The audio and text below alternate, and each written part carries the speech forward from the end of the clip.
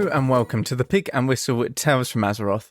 As always here at the Pig and Whistle Inn in Stormwind, I go for a variety of subjects with regards to World of Warcraft.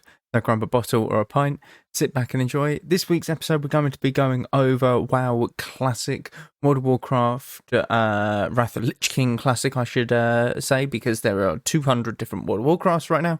And we will more specifically be going over a very important topic, which is botting. It is something that is ruining the game and needs to be stopped in any way, shape or form. What we can do, why it's ruining the game, etc, etc. But we will start off with the weekly news.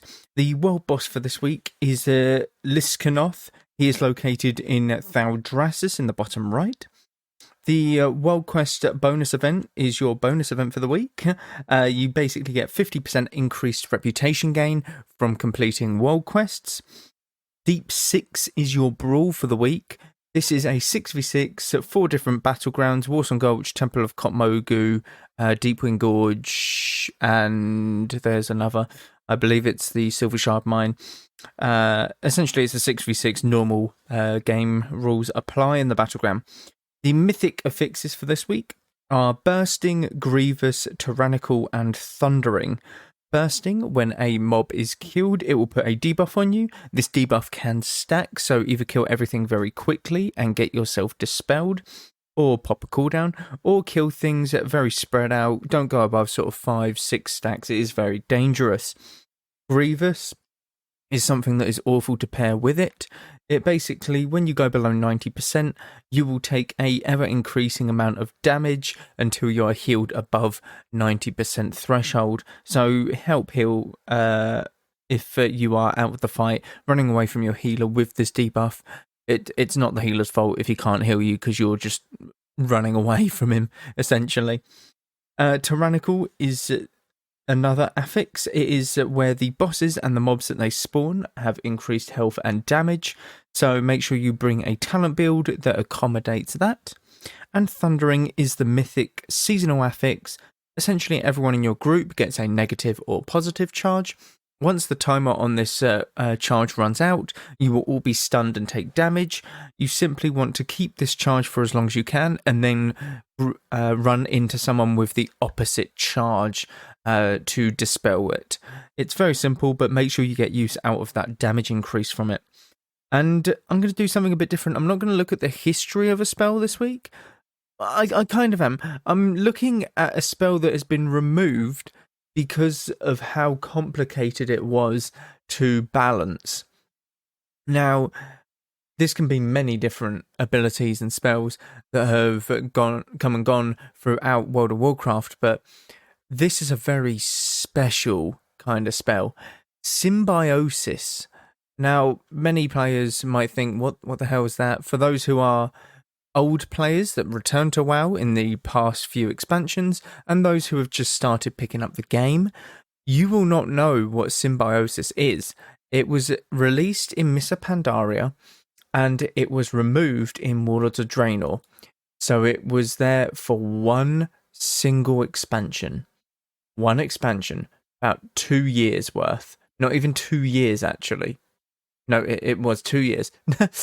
2 years it was in the game for. And essentially what Symbiosis did was a druid spell that when you used it on anyone in your group would give you a spell based off of their class, and they would get a spell based off of your class and spec. So here, this is what the druid would get if they were to use Symbiosis on a Death Knight. For Balanced Druid, you would get Anti-Magic Shell. For Feral, you'd get Death Coil. For Guardian, you'd get Bone Shield. And for Resto, you'd get Icebound Fortitude. A couple of these being very good cooldowns. For a Hunter, the Druid would get Imbalance, Misdirect. For Feral, Play Dead, which is quite funny. That is a feign death for a Feral Druid. That's very cool. For Guardian, Ice Trap. Very, very weird. And for Restoration, Deterrence. So you've seen sort of a pattern here. Restoration and Guardian sort of get very good, useful abilities. Restoration seems to get, I'm looking at the, oh my god, I'm looking at the, like, entire list, and they get loads of cooldowns. They get like really chonky cooldowns. For a mage, if you were to use this on a mage, the Balanced Druid would get mirror images, so you could have 4 giant chickens throwing spells at you. Frost Nova for Feral, Frost Armor for Guardian, so very nice, it's just a slow. And Ice Block for Restoration Druids. How cool is that? A druid having Ice Block. How cool, how sick is that?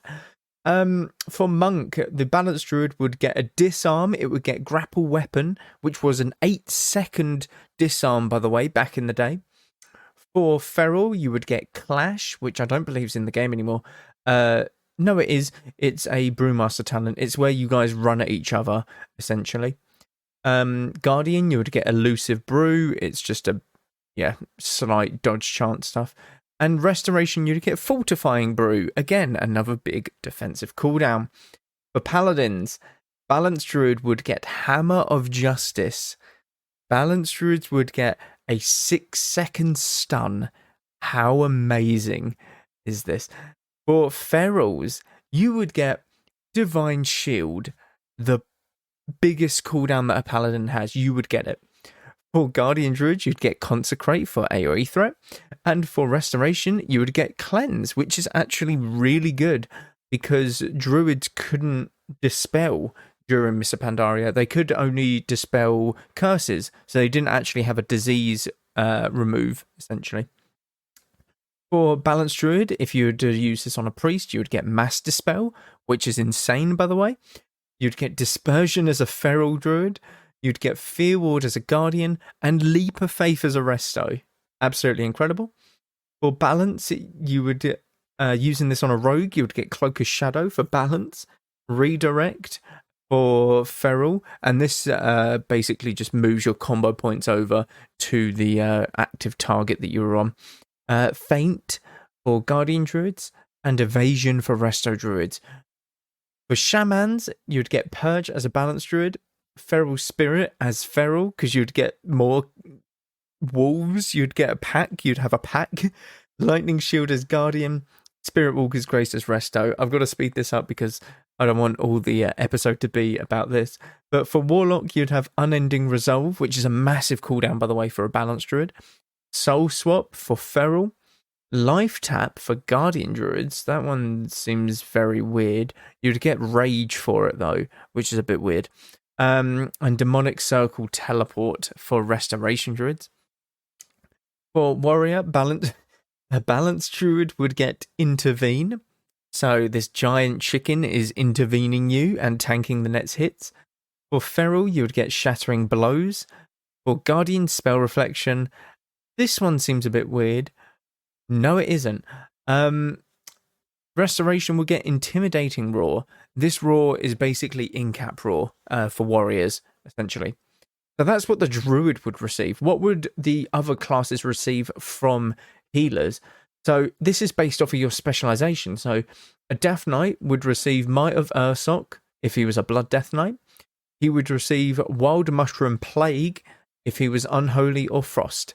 And this Wild Mushroom spell, essentially, you put a mushroom down on the ground and enemies within 10 yards just take damage. And this mushroom lasted 30 seconds, and every 3 seconds it would sort of pulsate, essentially. For hunters, they would all get dash, all of the specializations. For mages, you would get Healing Touch, an actual heal ability, which is really cool. For monk, Survival Instincts if you were a Brewmaster, so a tank. For Mistweaver, a healer, you would get Entangling Roots. And for Windwalker, I like this. I love this. Bear Hug. Literally, that's the spell name. Bear Hug.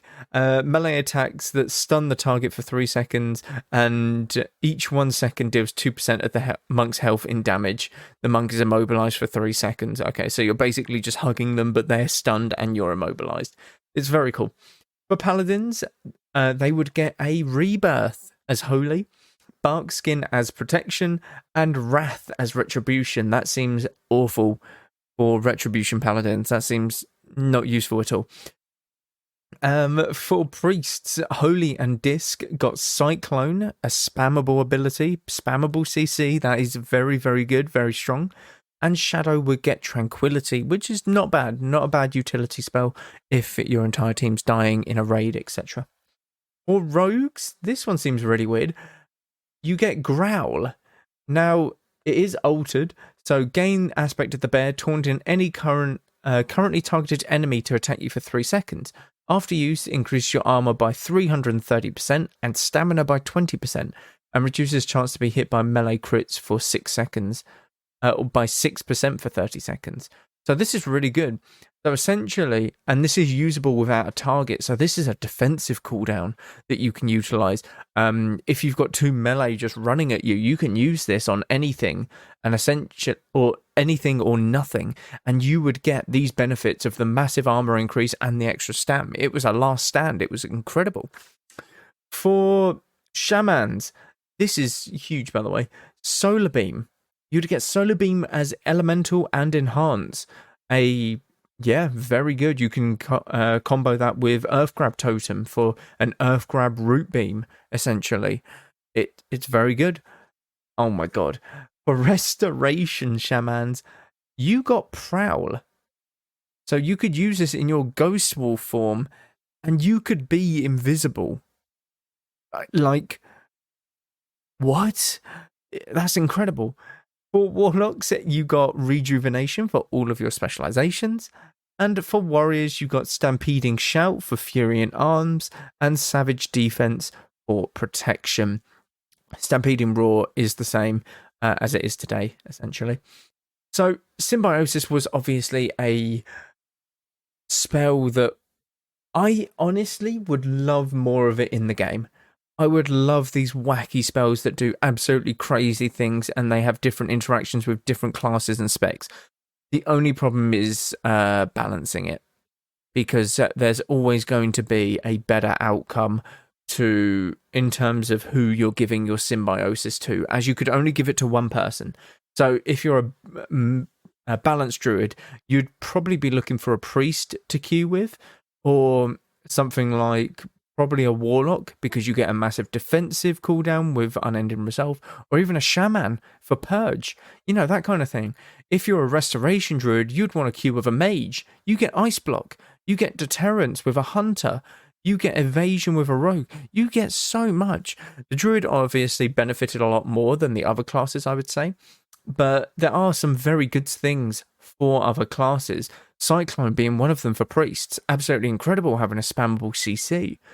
The stuff for like Restoration Shaman's Prowl, that's very good if you're going up against an RMP and everyone's in stealth. Like, you get your shaman in stealth as well, so that they can't sap and open him, that kind of thing. So there's many uses to it, and it is one of the spells that sadly was removed, and I understand why they removed it, because it is a very much... It's a headache to balance. It really, really is. And that is fair enough, because you can't deal with a Boomkin that's got Master Spell or a 6-second stun with Hammer of Justice. Imagine queuing with a Paladin in PvP. You Hammer of Justice 2 targets at the same time. You Hammer of Justice the healer, and you Hammer of Justice the kill target, and then you Cyclone the healer off of your Hammer of Justice. How crazy is that? How absolutely mad is that? You can do that now with Bash Cyclone, but the thing is, Bash is such a weaker Hammer of Justice. It's unreal. Like, that was incredible. Symbiosis was one of the most fun abilities in the game, and I wish that I played Druid at the time, because that is hilariously fun. But let's get into the episode this week. Botting in WoW. So there's going to be a few things that I'm going to talk about here. The first one being, why are there bots? Or what are bots? What are bots in WoW? Bots in WoW essentially are computer-generated characters that go around and do the simple tasks, such as killing mobs, herbing, and mining. They are the main 3 that they do. That is their programming. They kill mobs to loot lucrative items, such as, in this case, Wrath of the Lich King, crystallized fire, crystallized water, air, earth, whatever. And then they put this on the auction house and make gold from it. The same with herbing. You can pick very good herbs, as well as mining. You can sell the minerals. And what's the whole purpose of these bots? Why are they there? They are there to make gold to sell. So they sell the gold onto people who are paying to buy this gold. And this gold is not cheap. I would imagine the rate is something like 10,000 gold's worth. Like they do it in, I'm going to say they do increments of 10,000 gold in Classic. I would imagine 10,000 gold is about 50 Great British pounds. That's going to be my assumption or like guess. I haven't looked at any of the gold buying websites, but it's very lucrative to the person who is botting, essentially. These bots essentially are there just to make the gold, and then they sell the gold on for real life cash, which is very much against terms of service, obviously. So, how many bots are there? There's loads. There is a shit ton. You might not see them when you play during the day, as there is obviously a lot more people online, but primarily I play during the evening, the early hours of the morning. And if I'm online, I like to do a lot of chilled activities in the morning of World of Warcraft. That be farming, questing, anything of the sort.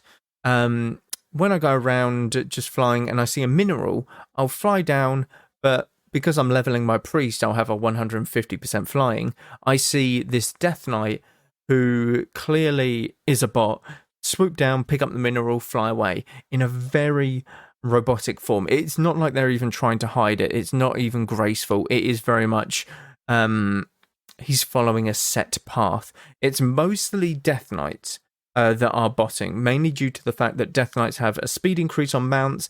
They are very tough to kill in the open world if they're doing anything with regards to killing mobs. They are very, very tough to kill. I dragged an entire camp of mobs onto a Death Knight, and at 50% it popped all of its defensive cooldowns. It just didn't die. It healed itself up. It's scary, essentially. There's absolutely loads. I'll see them all throughout the night. I think the ratio that I usually see is about one IRL person, one actual player, to about 10 to 15 bots, which is very sad and very scary, to be honest. And it doesn't help that layering is a thing right now. I understand why, purely on the basis that during the day, these servers can get a bit cramped. But during the evening, layering is a massive problem because you'll either get layered with a couple bots or you'll get layered with none. Like I tried to farm this morning around Wintergrasp, and there was no one. There was only one other person farming in Wintergrasp, and I'm pretty sure it wasn't a bot. It was a paladin and seemed very empty. I didn't see him at all, which was very nice. And usually if there are bots, you'd see them going around in a specific pattern. So there's absolutely loads of them. If you just type in Sholazar Basin on your World of Warcraft Classic server, I guarantee you about over half of them will be level 80 Death Knights. Over half. Guarantee it almost. So why is there a problem? The problem is because, firstly, Blizzard don't do much to give us any information on what is happening with the botting situation as it is, but it is also the players' fault for even participating in the purchasing of gold in the first place. So if there was no money to be made from just botting and collecting these herbs, minerals to make gold, because no one's buying the gold, there wouldn't be bots. But at the same time, there are dumb people who are buying this gold purely because they are either 1, lazy, 2, just have the money, or 3, just don't care and just want to spend everything and, whatever, just buy the best gear that you can, essentially, because they're too lazy to raid or don't have the time, etc. That's what I don't actually get. Quick tangent. That's what I don't actually get like about the game itself. People cry about this whole community thing and how they wanted WoW Classic to be, you know, the grind again, that kind of thing. People don't grind. People just buy stuff off the auction house because they have the gold. It's that kind of thing. And if people buy gold, they can buy the best stuff on the auction house. So the whole point of, oh, I'm really grinding, oh, I finally got a weapon upgrade, yay, it's absolutely amazing, I'm going to cherish this, it goes out the window because people just buy gold and then buy the best weapon on the auction house, and it's like, oh, great, new weapon, that cost me 600 gold and I currently have 100,000, so it doesn't matter, like that kind of thing. It just doesn't make any sense to me. I will be talking about them kind of things in upcoming episodes, by the way.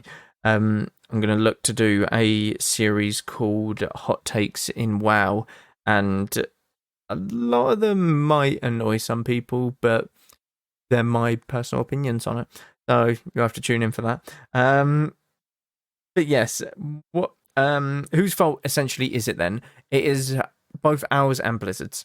Ours for even purchasing the gold. I say ours, those dumbasses who are even purchasing the gold, and Blizzard for not, you know, really slamming down on it a lot harder. Now, again, I wouldn't mind this if Blizzard communicated to us when the next... They tend to do stuff in ban waves, but there's no communication on these ban waves. So we're just sat here thinking, oh, well, these bots are just always going to be here because we have no other information and they clearly aren't looking into it. But that's not the case. Apparently they are. But we just don't know when the next sort of ban wave of these bots will occur. And this is the problem, because you just sort of sit there every night thinking, oh, great, more bots, great, yeah, nothing's going to change, that kind of thing. But the last ban wave we had, I believe, was just before Phase 2, so a couple months ago. I think that, in my honest opinion, Blizzard is a multi-billion, quadrillion company. They can easily hire a few people per server just to sit there as a game master. I know that they're discontinued, I'm pretty sure, but just to look at who is botting, it really isn't tough. I go around for a few hours in the evening and I spot probably 50 to 100 bots immediately. And it's like, oh, okay, I can just ban them on the spot if I'm a game master. But they're all doing it in massive waves and they're doing it via the report system, which, fine, fair play. But there needs to be the communication. It's like, we're looking to do a ban wave next week on the 5th of March, you know, that kind of thing. But we've got nothing. It's just, oh, we do ban waves. And it's like, great. When is the next one? Because this is getting out of hand. This is getting ridiculous. I'm literally having all of my minerals and herbs and mobs for questing stolen by, like, these bots. These people who aren't even at a PC. And the thing is, these bots are actually getting more and more sophisticated and, like, technologically advanced. Because if you message a bot now and say, hey, are you a bot? They will reply. They have built-in replies. There was one that I messaged earlier today. It's actually on YouTube. I posted a video about this whole botting stuff. And essentially, I messaged one and it said, sorry, my mum doesn't let me talk to strangers. And then you ask the question again and then there's just no reply. But you might think, oh, that's a human response. No. It isn't, because if you're looking at him and you're watching the behavior, the movement, the exact same weapons, all the bots have the exact same weapons, all the DKs have the exact same weapons, the like Titan bone, like mace or whatever it's called, the one that you make from blacksmithing, 440 skill, all of them have it in their main hand. Without a shadow of a doubt, they have that in their main hand, and it's absolutely crazy. But yeah, they all have automated responses. Another was like... haha, no, but are you? Like, you're literally a bot. I'm looking at your movement. I'm studying you for a couple minutes and already know that you're a bot. You're in no guild. You're a level 80 DK with that same weapon, by the way. And yeah, like, it's absolutely crazy that they're actually getting to... they have responses built into them if someone asks them a question. Because some people might not realize and actually think that they aren't a bot. They might think, oh, bots can't reply, but they can now. They actually can, and it's scary. what can we do about it? For the people who are buying gold, stop being dipshits. Like, honestly, it's absolutely ridiculous. These are what the people who buy gold are what create this botting problem. It stems from them because they are paying actual money to get gold, and this gold is made by the bots. And obviously, you pay for a subscription. It doesn't matter if you get banned. You pay for a subscription that costs 13 quid a month, something like that. 10 quid, who knows? 10 quid a month? I forget what the monthly one is. I'm pretty sure it's 10 quid a month. You pay for that for a month.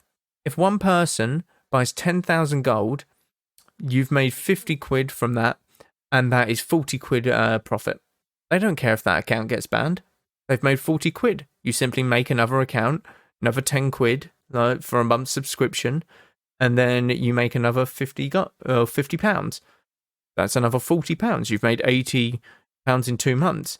If 100 people are buying like that, then suddenly it's 8,000, 80,000 like profit, like that kind of thing. So it's absolutely crazy that people actually want to buy gold and support this. This is the reason why Classic is dying, because you're playing a single player game at night. That's the thing. That's the reality. For those who are late night, like gamers, and they might have work during the mornings or the daytime, no, not the daytime or whatever. They might have work during the evenings and their sleep schedule's completely flipped. They might play only during the evenings, that kind of thing. They might just chill. But the only person or the only people that they're chilling with are bots. And that's the crazy thing. Honestly, Blizzard can do a lot more about this, though, either whether it be through communication on when a next ban wave is coming. That way it gives the player base some sort of hope and they're in on what is happening and it won't be a continued issue, that kind of thing. Or by simply reverting back to if people see them on the spot, they like they have the power to ban them, like a game master or anything like that. Because if you play at night, you see so many. I could clean up my entire server of bots within a night. I can almost guarantee you that, because of how many that I come across. I come across hundreds during the night. It's absolutely bloody crazy. And yet I can't do anything apart from report them. And then what? I don't know that the report's working.